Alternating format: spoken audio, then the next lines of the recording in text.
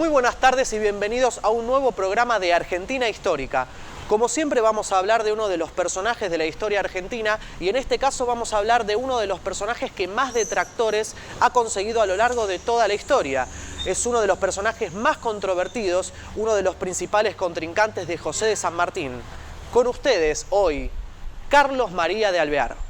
Nacido el 25 de octubre de 1789 en Santo Ángel Guardián de las Misiones Orientales, Carlos María de Alvear, como se lo conoce popularmente, forma parte de nuestra historia gracias a la labor realizada durante la época independentista de la Argentina. Aunque se lo consideró argentino por mucho tiempo, el pueblo que lo vio nacer era zona de influencia portuguesa y actualmente pertenece al municipio de Santo Ângelo de Brasil, por lo cual su nacionalidad sería brasilera. Por entonces su padre Diego de Alvear, un reconocido marino español, se encontraba radicado en la zona del Río de la Plata cumpliendo tareas políticas. Alrededor de 1801, cuando estalla una nueva guerra entre España y Portugal, don Diego resuelve viajar con su familia a Buenos Aires. Allí es donde el joven Carlos María es enrolado en el regimiento de infantería fijo, pero ante su pésimo desempeño, el mismo Carlos pidió el pase a los dragones de caballería, quienes tenían una modalidad de batalla distinta y más versátil. A Diego de Alvear lo llevaron prisionero a Londres, junto con la única familia que le quedaba, su hijo Carlos María. Ellos viajaban en la fragata Medea, una de las 4 embarcaciones que se dirigía rumbo a España.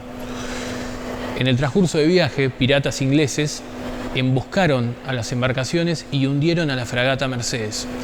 Allí viajaban la madre y los hermanos de Carlos María.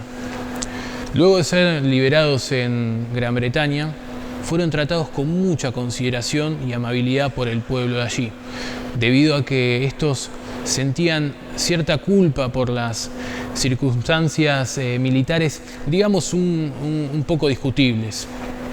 Carlos María culminó sus estudios en Gran Bretaña y es por esto que algunos historiadores justifican sus inclinaciones inglesas en el proceso de independencia argentino.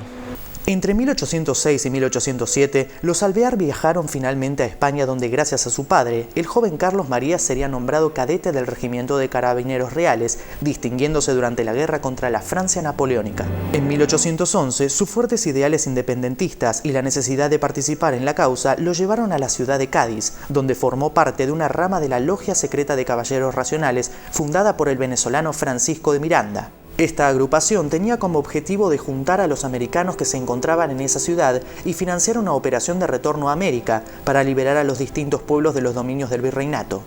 Este grupo sería el que luego en 1816 adoptaría el nombre de Logia Lautaro. En 1812, los integrantes de la logia desembarcaron del navío Canning en Buenos Aires. Junto a Carlos María de Alvear se encontraba otro personaje ilustre de la historia, José de San Martín. Aunque formaron parte de una causa común, sus diferencias tanto políticas como personales se profundizarían y harían un quiebre no solo en su relación, sino también en la propia Logia Lautaro.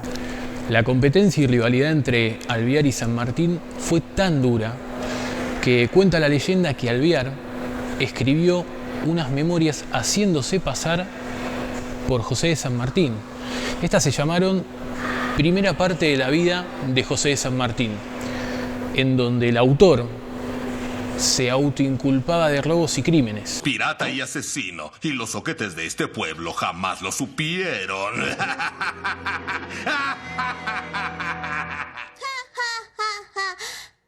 mío, el héroe del pueblo es un fraude.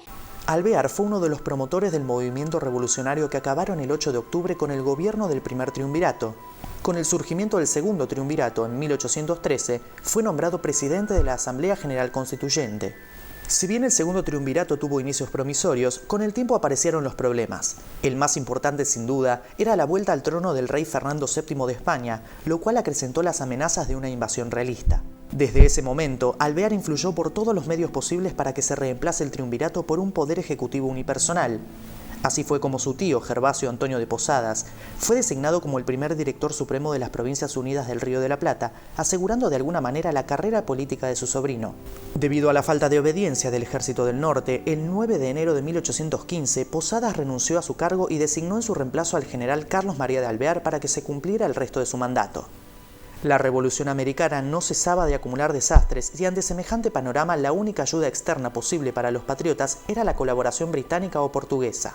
Pero Alvear entendió esa nueva realidad de forma exagerada y motivó lo que sería calificado como una verdadera traición en la historia argentina. El director envió a José Manuel García como delegado a Río de Janeiro a fin de pedir lisa y llanamente el protectorado británico para las Provincias Unidas por medio de una documentación. Esta debía ser entregada al embajador británico en Brasil, Lord Stanford, a partir de la cual ofrecía al ministro inglés de Relaciones Exteriores el dominio del Río de la Plata. Estas provincias desean pertenecer a Gran Bretaña, recibir sus leyes, obedecer su gobierno y vivir bajo su influjo poderoso. Ellas se abandonan sin condición alguna a la generosidad y buena fe del pueblo inglés, y yo estoy resuelto a sostener tan justa solicitud para librarlas de los males que la afligen. Afortunadamente, las cartas nunca llegaron a destino, debido a que Belgrano y Rivadavia interceptaron a García y digamos que lo convencieron de desistir de su misión. Esto le generó un gran desprestigio a Alvear, como también a la logia. Es más, cuando el militar intentó acercarse al ejército del norte, liderado por Rondieu, este le negó obediencia.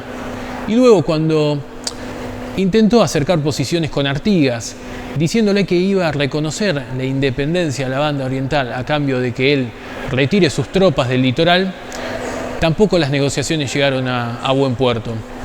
Esto nos deja a un Alvear destrozado por la opinión pública del momento, desobedecido en el norte y en Cuyo, y con el litoral, la banda oriental y algunas que otras provincias más en manos del caudillo oriental.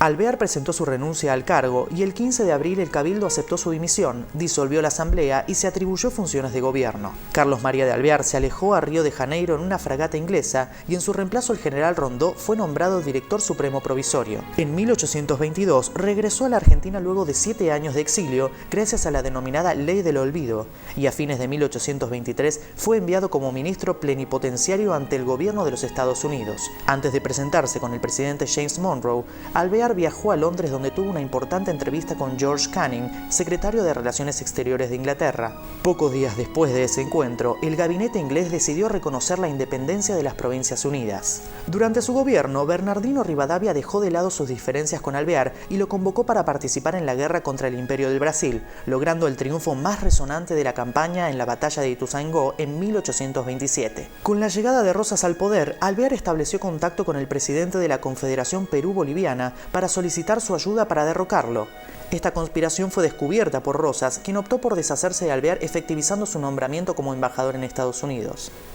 El general Alvear aceptó el cargo, lo cual fue considerado como otra traición por los unitarios, que jamás le perdonaron que aceptara representar a Rosas. Alvear permaneció en el puesto por 14 años, incluso después de la caída de Rosas. Una vez que Urquiza llegó al poder, lo confirmó nuevamente en su cargo, pero pocas semanas más tarde, a la edad de 63 años, el general Alvear fallecía en Nueva York. Como hemos visto, Carlos María de Alvear ha tomado a lo largo de su vida algunas decisiones acertadas y otras bastante desafortunadas, pero sin embargo nunca llegó con esas decisiones acertadas al Panteón Nacional, como quizás se lo merecía según algunos historiadores. Pese a todos sus esfuerzos y pese a que se lo ha juzgado mucho, también hay otros próceres que no están libres de pecado y sin embargo están dentro de los grandes personajes de la historia argentina. Pero nosotros consideramos que Carlos María de Alvear merece estar dentro de los grandes próceres de la Argentina porque es uno de los responsables fundamentalmente de que hoy la Argentina sea un país independiente. Desde ya les agradecemos mucho por haber estado con nosotros en este nuevo programa de Argentina Histórica y los esperamos la próxima semana con mucho más de Historia Argentina.